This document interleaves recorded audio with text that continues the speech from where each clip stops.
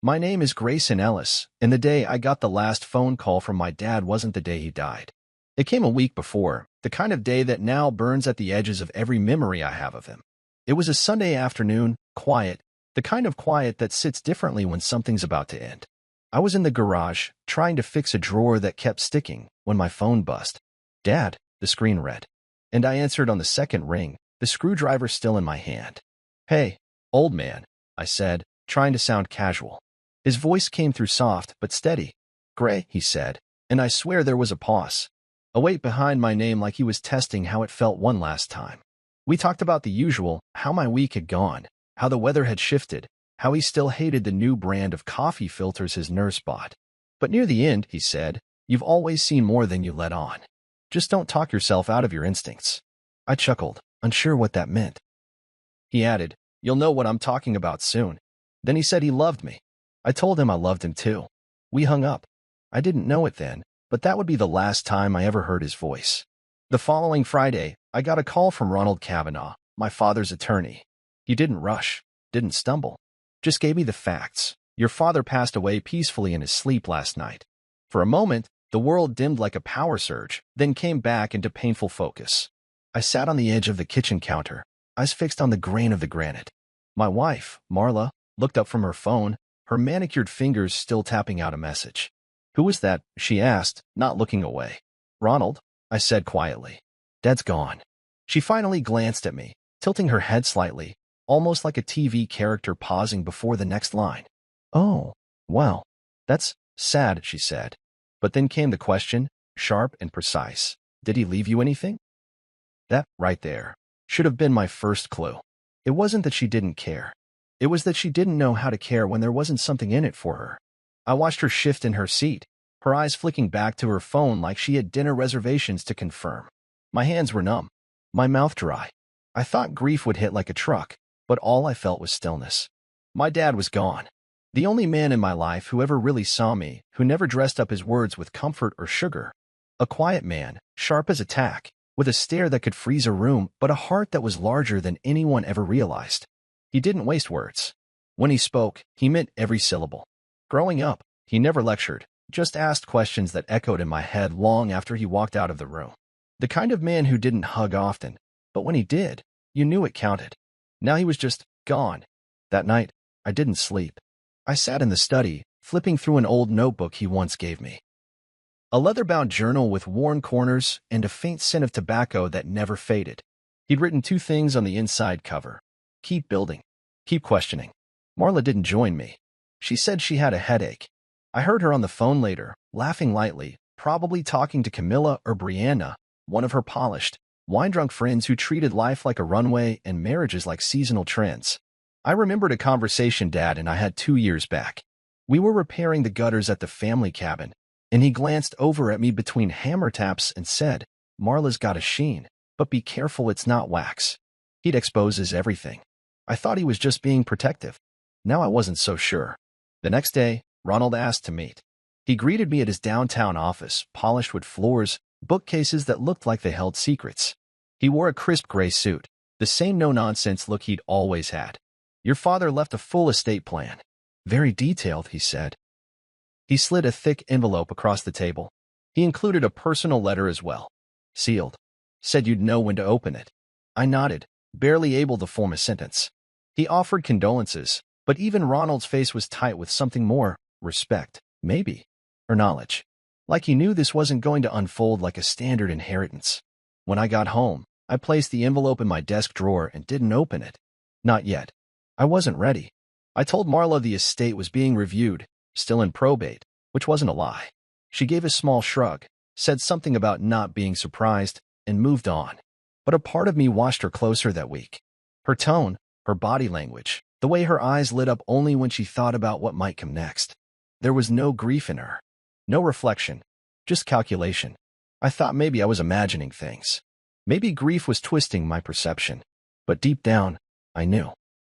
I knew because my father, a man who never wasted a single word, had taken the time to write something for me, something sealed, something important enough to be handed off like a baton. That kind of man doesn't leave something behind unless it's meant to hit you exactly when you need it most. As I lay in bed that night beside Marla, her back turned, her screen still glowing, I realized something was already shifting. My life, the version I thought was steady and whole, had a hairline fracture running through its center. And I had no idea how deep it went yet. But I could feel it. Just like Dad said. I would know soon. And I did. I told Marla the estate was still being reviewed. Technically, it was true. Ronald said they needed a few more days to finalize the paperwork, even though he'd already given me a rough figure. I didn't mention that part.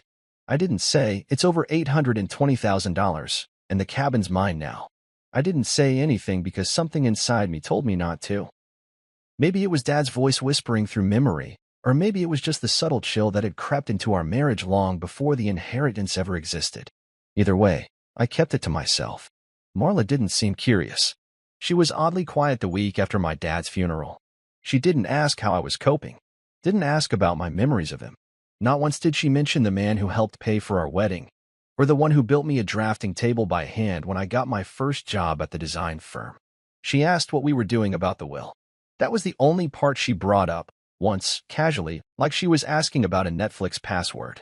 So when the call finally came from Ronald confirming the exact numbers, $823 for 17 in the deed to the family cabin in my name, I didn't tell her immediately. I sat with it for a few hours. Let it settle. I made myself coffee. I stared at the papers. I read the deed twice. Then I set it down on my desk and walked into the kitchen. Marla was flipping through a travel magazine. It looked glossy and untouched, like she hadn't really read it. Just turned pages to appear distracted. I said, Ronald called. Everything's finalized. She didn't blink. Oh yeah? How much? Her voice had a casual edge, but her eyes sharpened instantly. I told her I didn't want to talk numbers yet, that the cabin was officially mine, that I might drive out there soon, maybe spend a weekend alone. She leaned against the counter and crossed her arms like she was performing. That place is so rustic, she said, the way someone might describe a pair of shoes with a stain on them. But maybe we could modernize it, Airbnb or something. That was the first sign. Not grief, not respect, just dollar signs and potential upgrades. She didn't ask what the place meant to me. That it was the last place I ever fished with my dad, that the back porch still had the swing he built when I was 10, that the old fireplace still had soot from when he burned the Thanksgiving turkey trying to prove he didn't need a timer. No, Marla saw it as a side hustle. But that night, the switch flipped.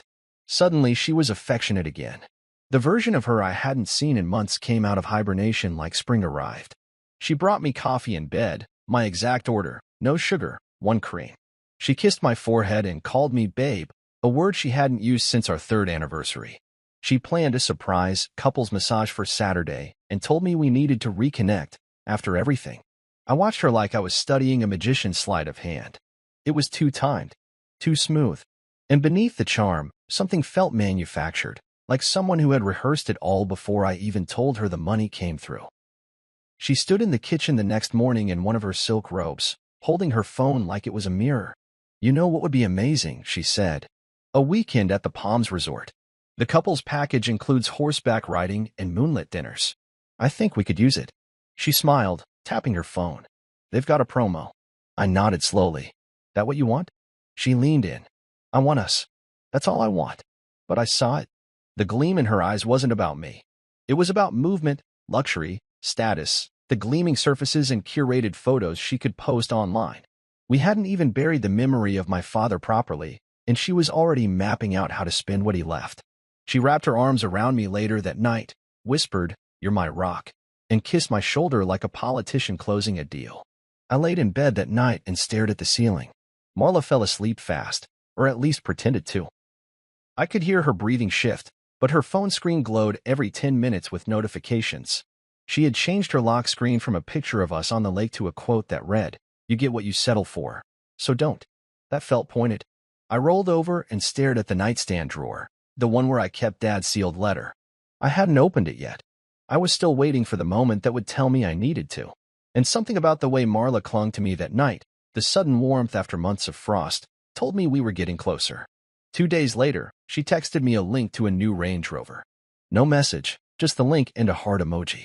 Later that evening, she mentioned casually that our countertops were looking a bit outdated. And then, while watching a travel show, she sighed and said, "The Maldives looks magical. We never do anything extravagant."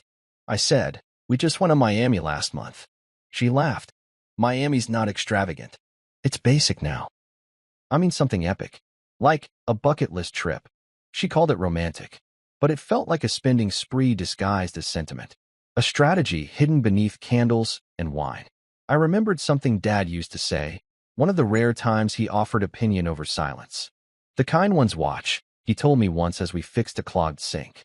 "But the smart ones prepare." I didn't get it then, but I did now. Marla wasn't watching. She was preparing. For what? I didn't fully know. But her sudden pivot toward affection felt like the calm before a very curated storm. It wasn't just about the money. It was about control, about positioning. She started leaving open tabs on her laptop, vacation homes, designer bags, private chefs. I found a vision board on Pinterest titled Ellis Estate Goals. It included a Tesla with custom gold rims, a marble wet bar, and an infinity tub for weekend unwinding. That wasn't her grieving. That was her blueprint. She made steak one night, her special occasion dish, and opened a bottle of Dad's old Merlot. "To fresh starts," she said, clinking her glass against mine.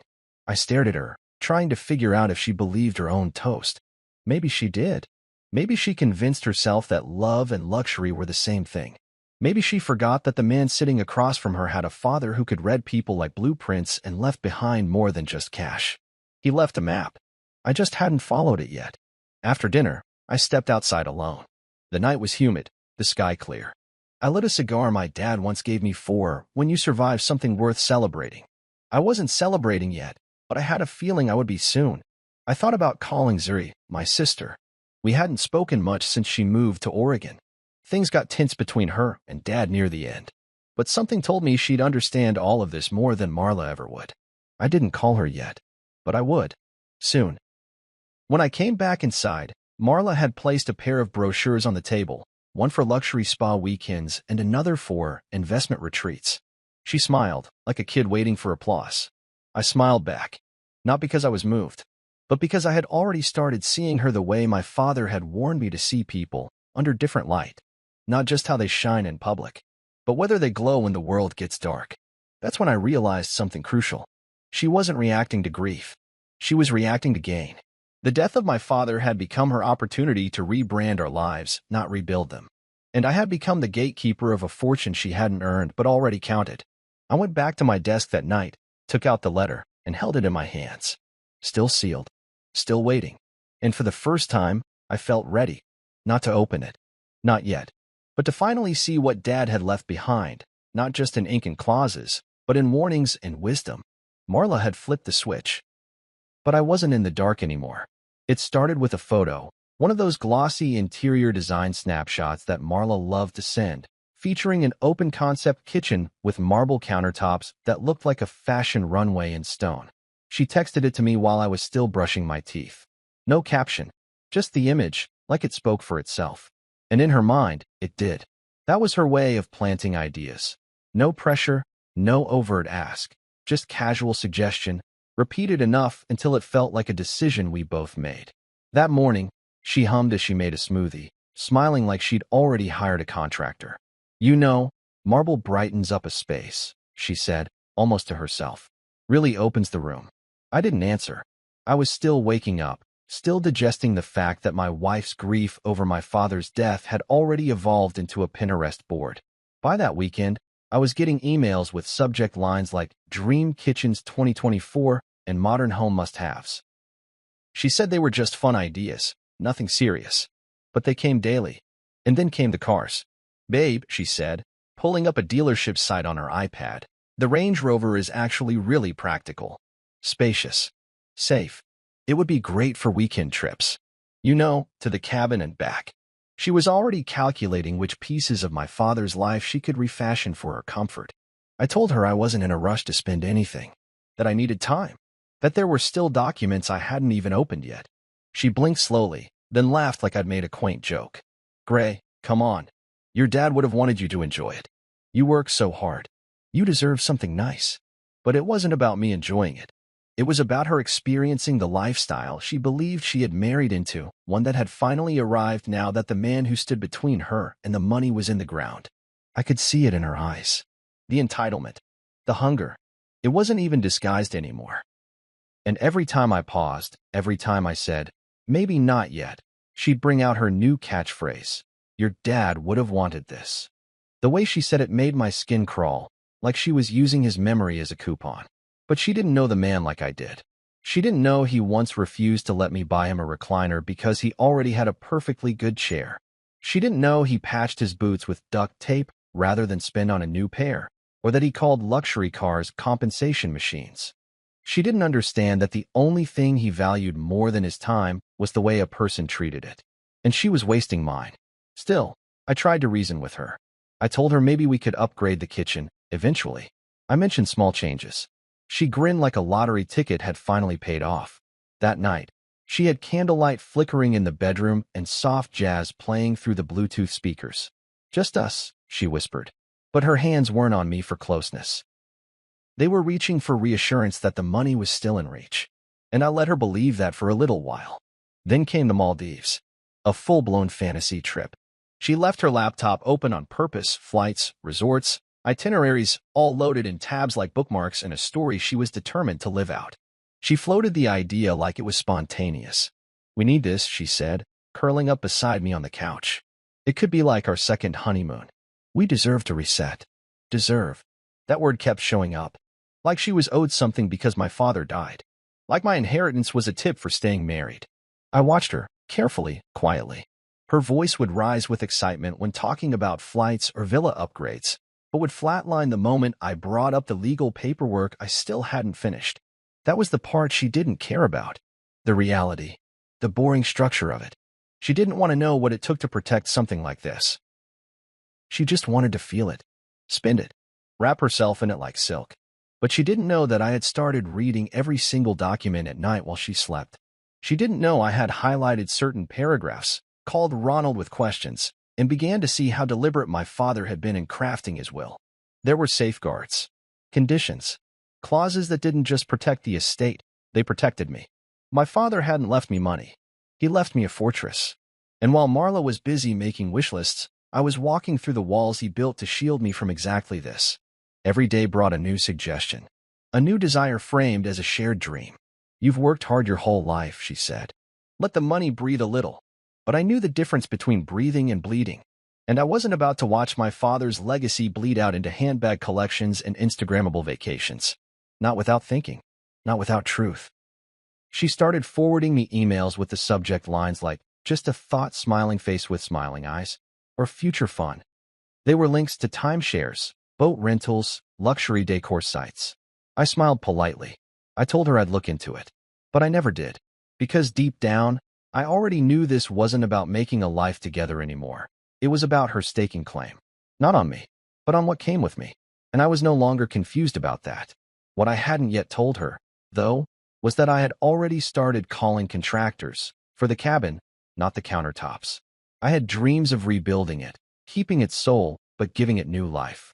A space my father loved, that I could finally make my own. That was what I wanted. Not a Range Rover. Not imported marble. Just something real. Something earned. And somewhere in the background of my thoughts, like a soft voice I hadn't heard in weeks, was my father. Not literally, but a presence. A pressure. A quiet hum in my chest that said, keep watching. So I did. I watched Marla plan and suggest an angle. I watched her build castles in the air, hoping I'd sign the deed to the land beneath them. But I didn't move. Not yet.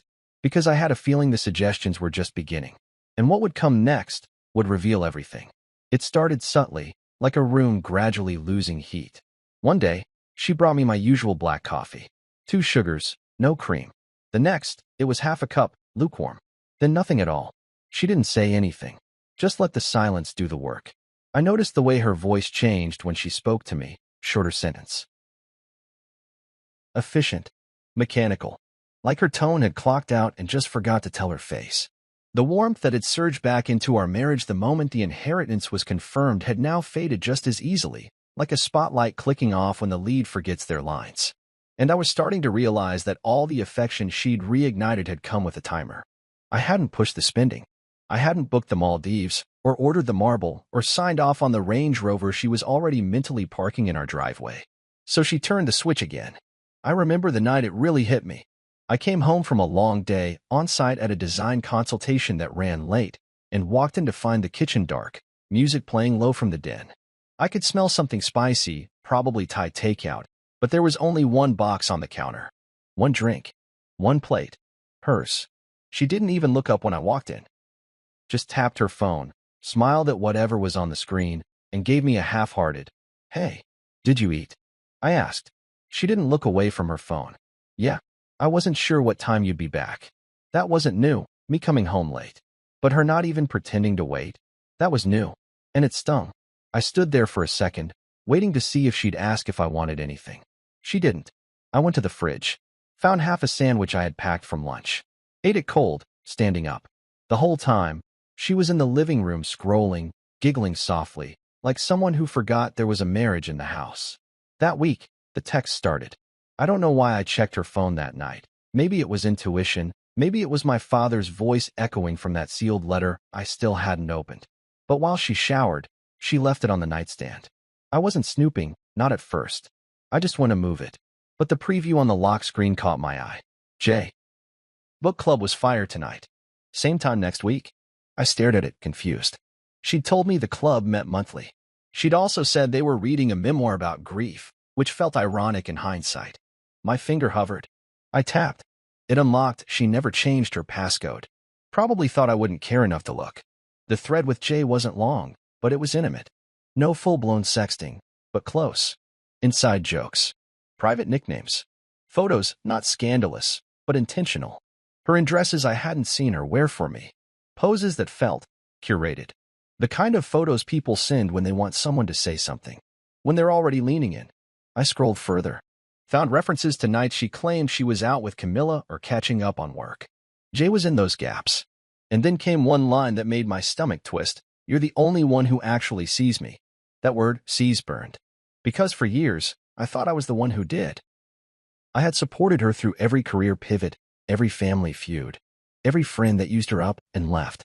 I listened when she spiraled, stayed calm when she exploded. I was steady. And now, apparently, invisible. I closed the phone and placed it back exactly where it had been. When she came out of the bathroom, I was already in bed, facing the wall. She didn't notice anything different. Just climbed in, pulled the blanket, and started scrolling again. Probably texting Jay goodnight. The next morning, I watched her move through the kitchen like I was a ghost. She brewed 1 cup of coffee for herself. I didn't say anything. I just waited. She kissed me on the cheek like a coworker might and left early for brunch with the girls. I didn't ask which ones. I already knew the lie she'd rehearse if I pushed. Later that afternoon, I went into the garage, opened the trunk of my dad's old tool chest, found an envelope I'd tucked in there the day we got back from the funeral. A copy of the will. A memo from Ronald. And, again, the sealed letter from Dad. I ran my thumb over the crease. Still not ready, but close. I spent the rest of the day thinking. About the switch. About how fast she'd turn cold again. It wasn't just about money. It was about disappointment. She thought she'd positioned herself perfectly. Affection to soften me. Sex to rebind me. Lavish plans to dazzle me. But I hadn't moved. I hadn't written a single check. And so she decided I wasn't worth the performance anymore. That night, she didn't come home until nearly midnight. No apology. Just a breezy, sorry, lost track of time. She smelled like wine and something floral. She peeled off her dress slowly, letting it fall in the doorway, like she thought I'd be watching, waiting. I didn't flinch. Just turned the page of my book. She slid into bed and asked, "We okay?" I said, "Of course." Because that's what you say when you're done giving chances. I stayed up long after she fell asleep, listening to her breathe, wondering how long she'd been gone emotionally. Maybe it started before my father died. Maybe it started before the inheritance. Maybe she'd always been this way, and I was just too wrapped up in the illusion of partnership to notice. But now I saw it clearly. She didn't love me. She loved the idea of winning me, of possessing me, of inheriting whatever came with the Ellis name. And now that she wasn't getting the payout on her timeline, she'd returned to the version of herself that didn't even pretend to smile. The cold had returned. But this time, I wasn't surprised. I was awake. Dad never trusted Marla. I see that clearly now, though back then, I mistook his careful silences for mere reserve. He never told me not to marry her. He never said she wasn't right. But he asked questions, soft, persistent questions that lingered in my mind like a splinter I couldn't quite dig out. "She's polished," he once said, watching her walk back to the car after a family cookout. "But does she shine in the dark?" I remember laughing, brushing off the comment, thinking he was just being cryptic.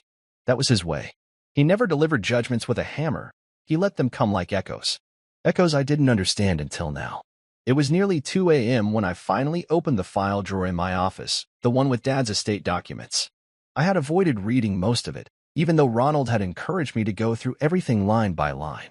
Grief has its own strange rhythm, sometimes slow, sometimes sharp. But tonight, after another tense dinner where Marla barely looked up from her phone, I needed to hear him again. I needed something more than the cold air between me and my wife. Something real. The envelope was heavier than I remembered. Not just in weight, but in presence. It was sealed tight, with my name in Dad's angular handwriting. Grayson. That's all. No message, no date. Just my name. As if that was enough. I opened it carefully, not tearing the flap. Inside was a single sheet of paper, folded into thirds. I unfolded it slowly, holding my breath without meaning to. His handwriting was neat, deliberate. Each word felt like it had been carved instead of written. "Son, if you're reading this, then you've already felt the shift. I didn't raise you to be paranoid, but I did raise you to listen to your gut. That voice inside you, it's not fear. It's warning. And if you've ignored it up until now, I understand. I did too, once. That's how I lost your mother. This letter isn't about Marla. Not directly. You know your own marriage better than I ever could. But I've seen enough to know the difference between a partner and a passenger. A partner holds the map. A passenger checks the destination only when it gets bumpy. She's charming, yes. Stylish. She knows how to move in a room. But son, charm is only useful if it survives the storm. What matters is what you learn about someone when things aren't easy. I've left you more than money. I left you protection. I knew you might need it. And if she leaves you after this, don't grieve. Don't chase. Don't question whether you failed her. You didn't. You're just starting to see what I've already seen. You'll find the real gift in paragraph 14. That line, paragraph 14, made my hands freeze. I'd read the summary of the trust, skimmed some of the conditions, but I hadn't read every word. I'd assumed it was standard estate language. But Dad, being who he was, didn't leave room for accidents. Every clause was a breadcrumb, and he'd written the map before the storm ever arrived. I dropped the letter gently on the desk, pulled the inheritance file from the drawer, and opened the thick binder to the section titled Distribution of Assets. My eyes scanned quickly through the first few pages, basic legal formatting, definitions, disclaimers. Until I found the numbered paragraphs. Paragraph 14. I read it once. Then again. Slower the second time, letting each sentence land like a punch. In the event my son Grayson is legally married at the time of my death, his inheritance shall be held in full trust until said marriage is dissolved. No spouse, domestic partner, or third-party representative shall have any claim to the estate unless the dissolution is complete. If said marriage remains intact for 1 full year postmortem, the inheritance shall be donated entirely to Covenant Children's Hospital. I sat back in my chair and stared at the ceiling. Dad hadn't just anticipated conflict. He planned for it with surgical precision. If I stayed married to Marla for a full year after his death, the money would go to charity. Every cent. If we divorced before then, it would remain with me, protected in full. It was brutal, calculated, but it was also unmistakably him. He didn't write that clause to punish me. He wrote it to test the truth.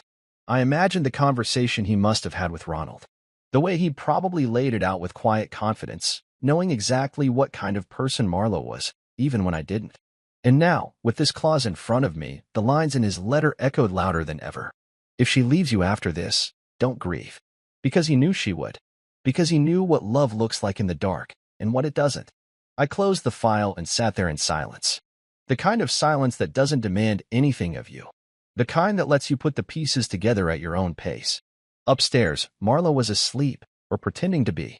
Either way, we were worlds apart. And I was no longer confused about where I stood. I didn't know when she planned to leave. I didn't know what excuse she'd use or whether she'd try to play it cool, spin it like mutual drift. But I knew now that when she did, she'd be walking straight into a trap my father had laid with love. Not for her, but for me. To make sure I didn't lose more than him in the process. I looked back at the letter on the desk, folded it neatly, slipped it into a clear frame I had tucked away in a drawer. Something told me I'd want it visible soon. Maybe not for show, but for clarity. Because when the storm came, and I could feel it brewing, I needed to remember this night. This moment. The one where Dad's voice came through the paper like thunder. He was still looking out for me. Even now. It was Thursday. A quiet, ordinary Thursday. The kind where the sky is gray but not raining, and you're not sure if you need a jacket or just thicker skin. I remember the scent of eggs sizzling in the pan, butter melting into the edges, yolks barely holding together. I had woken up early, maybe because I couldn't sleep, or maybe because I sensed something shifting. I made breakfast out of habit, not hunger. Toast, scrambled eggs, 2 cups of coffee. One black, one with oat milk, hers. Marla drifted into the kitchen wearing her robe like armor, silk wrapped tight, tied with care. She didn't say much. Her phone wasn't in her hand for once, which should have told me something right then. She watched me move around the kitchen like a spectator. Not a partner. Just someone watching the end of a play, waiting for the final line. I placed her plate down and sat across from her. The table between us felt wider than usual. She poked at the eggs. Didn't thank me. Didn't smile. Just stared, fork in hand, eyes steady. Then she reached down and slid something across the table. A cream-colored envelope. My name was written on the front. Not in cursive, not in her handwriting. Typed. Professional. Almost sterile. I've thought about this a long time, Gray, she said, her voice perfectly measured. We've grown apart, but I know we'll both land on our feet. That was it. No tears. No tremble in her voice. She said it the way you'd cancel a gym membership. Calm. Polite. Like she was severing a business arrangement. I looked at the envelope.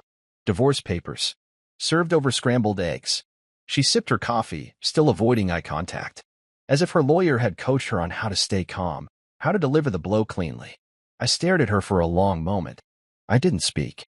I didn't reach for the envelope. My mind wasn't racing, because some part of me had been expecting this. Ever since the switch flipped, since the smiles disappeared again, the touch cooled, the text to Jay multiplied, I had seen it coming. But seeing it coming didn't dull the sting. What made it sharp was how quickly she moved past it. No conversation. No fight. No plea. Just papers and coffee. I reached for the envelope slowly. It was heavier than I expected. I turned it in my hands, then set it down. You know what this means, right? I said. She blinked. That we're being honest with each other. No, I said quietly. It means you don't know my father at all. Her brow furrowed for just a second. That's when I stood up, left my coffee untouched, and walked into the office. My heart wasn't racing. There was no fury boiling under my skin. Just resolve. Calm, clear resolve. I opened the file drawer and pulled out the binder, the one Marla had never asked about. I placed it on the table, flipped it open, and turned to paragraph 14. I read it out loud, slow and clear. In the event my son Grayson is legally married at the time of my death, his inheritance shall be held in full trust until said marriage is dissolved. No spouse, domestic partner, or third-party representative shall have any claim to the estate unless the dissolution is complete. If said marriage remains intact for 1 full year post-mortem, the inheritance shall be donated entirely to Covenant Children's Hospital. She didn't speak right away. Her fork slipped from her hand, clinking against the plate. She let out a small laugh, just a puff of disbelief. I'm sorry, what? You heard it, I said. You filed the papers. The marriage is being dissolved, which means the trust will release everything to me. Fully. And only me. She stared at me, as if trying to replay the clause in her mind to find a loophole. You're lying, she said, voice lower now, less confident. I turned the binder toward her so she could read it herself. She leaned in, scanning the words, and I saw it, the exact second she realized it was real. Her eyes flickered, just once, and her face, always composed, always camera-ready, began to crack at the edges. Not fully. Not a collapse. But the first tremble before a storm. This isn't legal, she whispered. It is. Ronald Kavanaugh prepared the documents. 3 witnesses notarized them. You can call him if you want. She sat back, blinking fast. The silence was no longer powerful, it was fragile. Empty. And in that moment, she wasn't cold. She wasn't cruel. She was just stunned. Why would he do that? She asked, but it wasn't really a question. It was a plea for something to make sense. Because he saw you, I said. Long before I did. Marla stood, slowly. So that's it? You think I'm some kind of gold digger? I think, I said, Standing too. You made your priorities very clear the moment you asked what he left me instead of how I was. She opened her mouth, then closed it. Her hands were shaking, just slightly. She looked down at the envelope she had handed me, then at the file I had just read from. And I realized something. She hadn't expected consequences. She thought walking away would come with freedom and a payout. But she never imagined the inheritance had terms. That Dad had seen through the gloss and planned for exactly this. She turned without another word and walked down the hall. I heard the door to the guest room click shut. I sat back down, stared at the untouched eggs on my plate, and let the silence settle again. Only this time, it was mine. And it was earned. She came out of the guest room 2 hours later. The same woman, but not the same posture. Her stride was slower, her confidence dulled. Her silk robe had been swapped for jeans and a plain white shirt, hair pulled into a loose ponytail, no jewelry, no makeup. It was the version of Marla I saw only when she was afraid to be seen at all. She didn't say anything at first, just stood in the kitchen doorway watching me reheat my coffee in the microwave. I didn't offer her a cup. I didn't say a word. I just waited. She sat down at the table, not across from me this time, but to the side, like she couldn't quite face me directly. I pulled out the binder again, laid it open, and pointed to the page. "I'll read it one more time," I said, not for clarity, but for finality. "In the event my son Grayson is legally married at the time of my death, his inheritance shall be held in full trust until said marriage is dissolved. No spouse, domestic partner, or third-party representative shall have any claim to the estate unless the dissolution is complete." She inhaled sharply. "So what? I walk away and get nothing?" I nodded once. "That's the design." Her laugh came then. Tight, defensive. "You're seriously okay with this? With letting your father manipulate your life from the grave?" "It's not manipulation if he was right," I said. That shut her up. I leaned back in my chair. "You served me papers thinking you'd be walking out of here with half. And I didn't fight you, Marla. I didn't stop you. I didn't beg you to stay. Because somewhere deep down, I think we both knew this was the end a long time ago. But now you know what Dad knew. You weren't in it for the long run. You were in it for the long reward." Her hands were balled into fists, resting in her lap. I noticed the chipped nail polish on her thumb, something she would normally fix within the hour. But not now. Now she was unraveling. She shook her head. "You really believe that's all I wanted from you?" I met her gaze without blinking. "I don't have to believe anything. I just watched how fast your love came and went based on how fast I opened a checkbook." Silence again. She looked down, then back up. "So what now?" "I walk away with nothing." I turned a page. "You leave with what you brought. Your clothes, your personal items, and any possessions that were gifted solely to you. Everything else, including the house, the cabin, and the trust, is bound to me." "I'll get a lawyer," she said, almost too quickly. "This clause won't hold up. Ronald already shut that down." "He anticipated your move," I said. "He told me it was notarized by 3 separate witnesses. Not just him. Ironclad. There's no loophole here." I saw her eyes twitch slightly, the panic flaring behind them even as she tried to remain composed. Her mouth opened and closed again like she was working through legal scenarios in her head. But none of them would change the truth. She walked into a trap, and she didn't know it until the floor had already disappeared beneath her heels. "You can't honestly think this is fair," she muttered. "It's not about fair," I replied. "It's about true." "No, Marla," I said calmly, standing as well. "I didn't win anything. I lost my father. I almost lost my peace. But you? You lost the one person who was willing to ignore the red flags until the whole house caught fire." Her face cracked then, just slightly. The mask she wore with such ease for the world didn't fully shatter, but it slipped. For a second, she wasn't the stylish, calculated woman who curated a life of appearances. She was just a girl who bet on the wrong game and watched the prize turn to dust in her hands.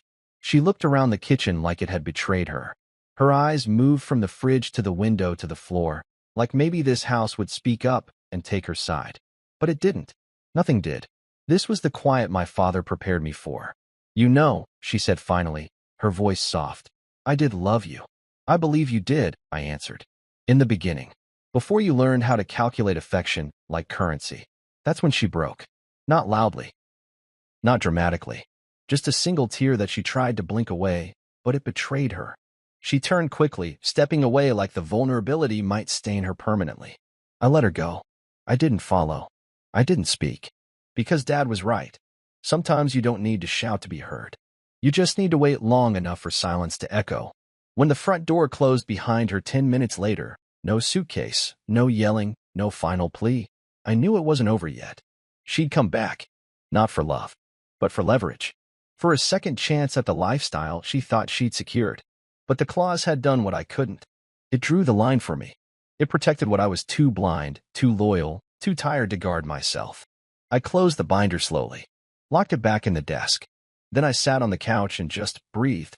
For the first time in months, the weight pressing against my chest wasn't dread. It was release. My father hadn't written a will. He'd written a blueprint. And for the first time, I was ready to follow it all the way through. No apology, no flowers, no dramatic entrance with tears or declarations. Just the gentle hum of her key in the lock, the way it always sounded when she came home late from a book club, night, or a shopping trip that turned into drinks. I was sitting on the couch, flipping through the renovation blueprints for the cabin. I didn't look up. I didn't need to. I could feel her energy long before she stepped into the room. She hovered in the doorway like she was waiting for a cue. When none came, she cleared her throat gently and said, "I've been thinking." I closed the folder in my lap, leaned back, and waited. No nod, no smile, just stillness. She took a few cautious steps into the room, wearing one of her softer looks. Jeans, the faded hoodie she used to wear when we first started dating. It was deliberate. That version of her, the casual, approachable one, was only summoned when she wanted to disarm. "I panicked," she said. "That's what yesterday was. A panic response. Losing your dad. It did something to both of us." I raised my eyebrows, just enough to acknowledge the attempt. "I shouldn't have served you papers. I didn't mean to. Well, I meant to at the time, but I regret how I did it. I was scared. You were distant. Everything felt uncertain. And I acted out." She took a seat across from me and folded her hands in her lap. "But we can start fresh, Gray. We can fix this." Start fresh. That's what she called it now. I stared at her for a moment, quiet, watching how hard she tried to look sincere. The way she tilted her head slightly. The way her voice softened on the edges of certain words. Words like "we" and "fresh." But there was something in her eyes. It wasn't fear of losing me. It was fear of losing access. Losing lifestyle. Losing the comfort she'd already mentally budgeted. Start fresh? I repeated. "Yes," she said quickly, eyes flickering with hope. "I thought about that first trip we took to Colorado, remember? When we got snowed in and spent the weekend playing cards and eating gas station snacks. That's who we are. We can get back to that." I let the silence stretch a bit. "That was the first time you ever cried in front of me," she added. "When you told me about your mom. And I held you, remember?" I remembered. I remembered every detail.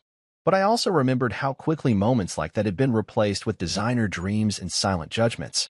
I remembered how she stopped asking about my feelings and started asking about interest rates. I remembered how she walked away from me over breakfast with her eyes already on the exit.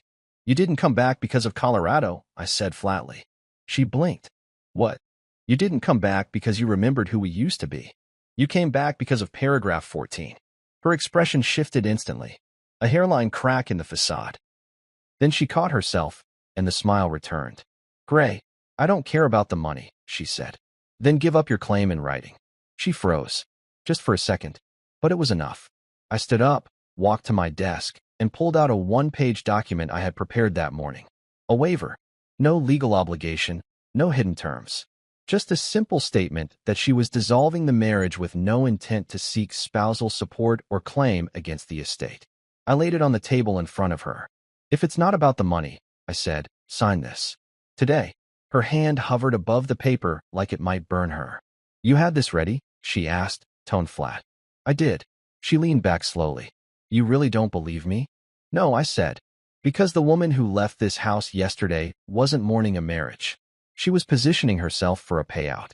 And now that you know the clause leaves you nothing, suddenly we're nostalgic for gas station snacks and snowstorms." Her eyes hardened. The sweetness vanished. "You've changed." "No," I said. I woke up. She stood and folded her arms. "So that's it. All those years together, all the things we built, gone." "We didn't build," I said. "I built. You decorated." That landed hard. Her jaw clenched, and for a moment, I thought she might scream, cry, throw something. But instead, She reached into her purse and pulled out her phone. "I'm calling my attorney." "Already did," I said. "Or rather, Ronald did. He sent a letter this morning to inform your counsel of the clause, the notarizations, the witnesses, the court precedents upholding such terms. If they respond, it'll be out of formality, not hope." She stared at me like she didn't recognize the man in front of her. But this was always me. Just not the version that played nice for the sake of peace. This was the version my father raised, the one who sees clearly when it counts. "Everything you thought you secured," I said, "was built on the assumption that I wouldn't read the fine print, that I wouldn't question the love that only showed up when the money did. But you miscalculated." She didn't respond. She just slowly gathered her things, purse, sunglasses, keys, and stood at the door. "I really did love you once," she said quietly. I nodded. "I believe you. But I don't think you ever loved being with me as much as you loved winning me." And with that, she left. No slamming doors. No dramatics. Just the sound of footsteps fading down the driveway. 10 minutes later, Ronald called. "She reached out to contest?" "Tried," he said. "But one letter shut it down." "Let me guess," I said. "You quoted paragraph 14. "I quoted your father," Ronald replied. "He wrote every word himself. And he made sure no one could rewrite it." I sat back and stared at the quiet house. The silence didn't feel cold anymore. It felt like freedom. There was no courtroom spectacle. No gavel. No need for me to show up in a tailored suit ready to give a speech about irreconcilable differences. The divorce processed faster than I thought it would. Almost like the universe was just waiting for us to sign what had already been lived. Marla didn't fight it. Not after Ronald's letter. Her attorney sent back one response, stiff and generic, something about reviewing the clause and reserving rights for future discussions. But that conversation never came. I think she knew it was over the minute she walked out and realized the estate wasn't hers to touch. When the final decree arrived, it came quietly in a certified envelope, as plain and unassuming as a bill. No celebration. No anger. Just finality. I held the packet in my hands at the kitchen table and read every word, line by line. Her name. My name. The date of marriage. The date of dissolution. All of it reduced to simple print, cold and clinical. It was surreal. 6 years of marriage boiled down to paperwork and signatures. There was no itemization of emotional labor. No column for regret. No clause for what I had hoped we'd be. Just facts. She left with what she brought in, her wardrobe, her vanity cases, a few keepsakes from her mother. She didn't even take the espresso machine, though she loved it more than conversation.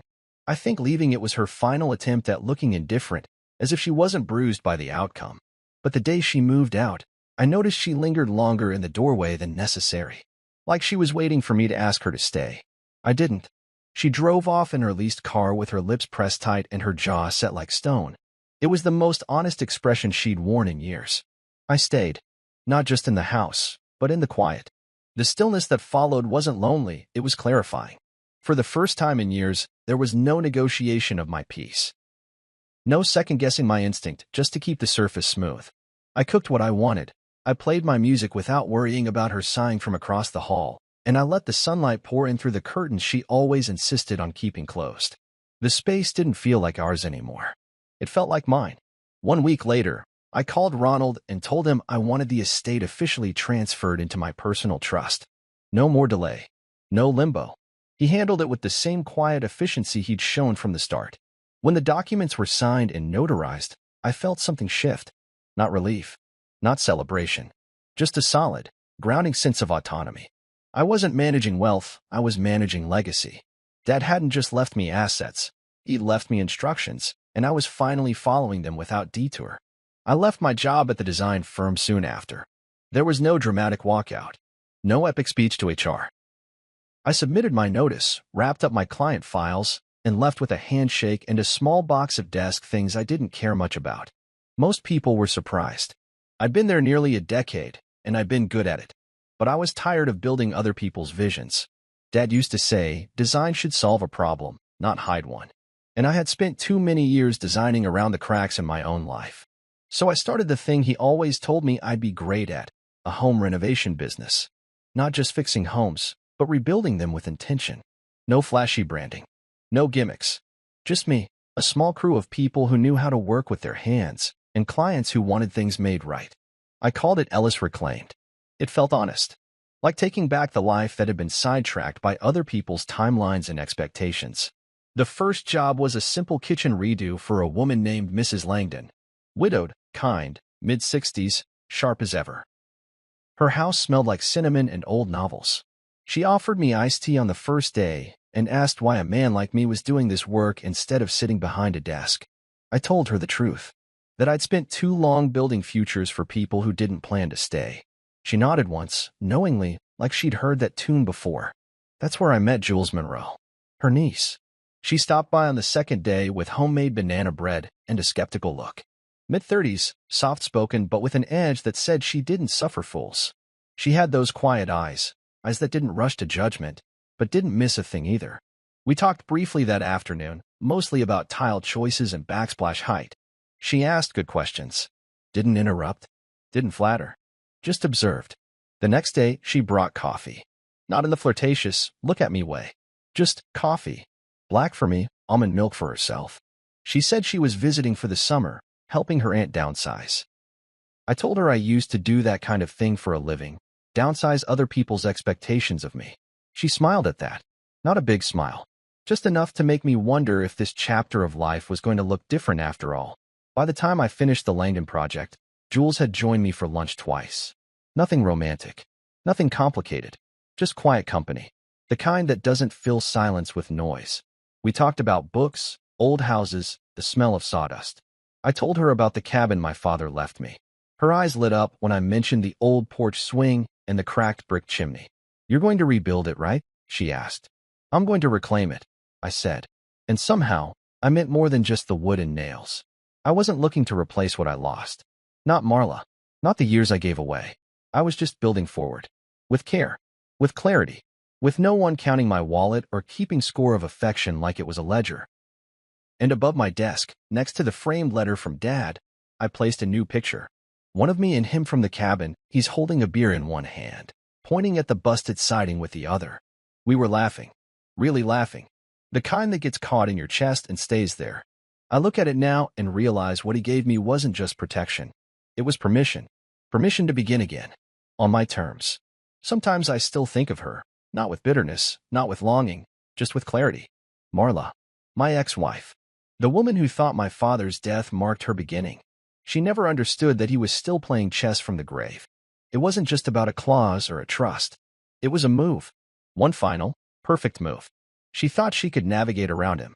Charm me, outlast me, wear me down. But she never realized she was never playing me, she was playing a man who had already seen the board 10 steps ahead. I walk through my house now without flinching. The silence isn't heavy anymore. It's full. It's mine. There are mornings when I wake up and don't reach for my phone, don't check for notifications from a person who stopped caring years before she left. There are nights when I sit on the porch with a cup of coffee and hear nothing but cicadas and wind through the trees. No tension. No eggshells. No pretending to be enough for someone who never bothered to see who I really was. The letter sits framed above my desk. The one Dad left me. His handwriting preserved in black ink, each word purposeful. You'll find the real gift in paragraph 14. I used to think the gift was the money, the estate, the cabin, but now I know better. The gift was the lesson, the mirror he held up, the way he showed me, without ever raising his voice, that love without depth is just strategy, that loyalty without intention is just proximity. I keep that frame beside a photo of him from 10 years ago. He's standing at the cabin, holding a beer in one hand and pointing at a busted pipe with the other, mouth half open like he's mid-joke. It's one of the few pictures where his laugh was caught. I remember that day. The plumbing had frozen overnight, and I was ready to call a professional. But he shook his head and said, use your hands. Use your eyes. Don't give away your peace for cheap. Back then, I thought he meant the pipe. But now, I hear those words every time someone tries to sell me a version of myself I don't recognize. I haven't heard from Marla in months. Not directly, but I know she's watching.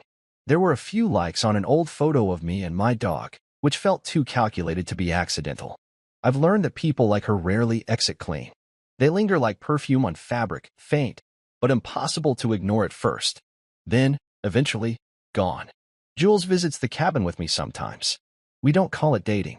There are no labels yet, just presence. She sits on the porch swing with her knees tucked to her chest, watching the trees sway like they're whispering something we're not meant to hear. She listens more than she talks. She asks questions and waits for answers. No rush. No agenda. Sometimes we work in silence, me sanding floors, her reading on the steps. It's the quietest connection I've ever known, and it feels like breath after years underwater. She's never asked about Marla. Not directly, but I told her anyway. Not because I needed to confess, but because I wanted her to know the truth of what I walked through. She didn't interrupt, just nodded once and said, "Sounds like you built your way out." That stuck with me. Built. Not ran. Not collapsed. Built. Because that's what this has become for me. Rebuilding. Not just the cabin. Not just my work. Myself. Ronald called last week. He said something had come up, a letter my father wrote to be delivered 6 months after the estate settled. I met him at his office, the same book-lined room where I first learned my father was gone. This time, though, the atmosphere felt different. Warmer. Like the weight had lifted. He handed me a sealed envelope. Just like the first one. Inside was a single line. "Now that you've kept it, give some of it away." It took me a minute to understand. Then I smiled. I called Covenant Children's Hospital the next day, the same one Dad had named in paragraph 14. I didn't owe them anything, legally.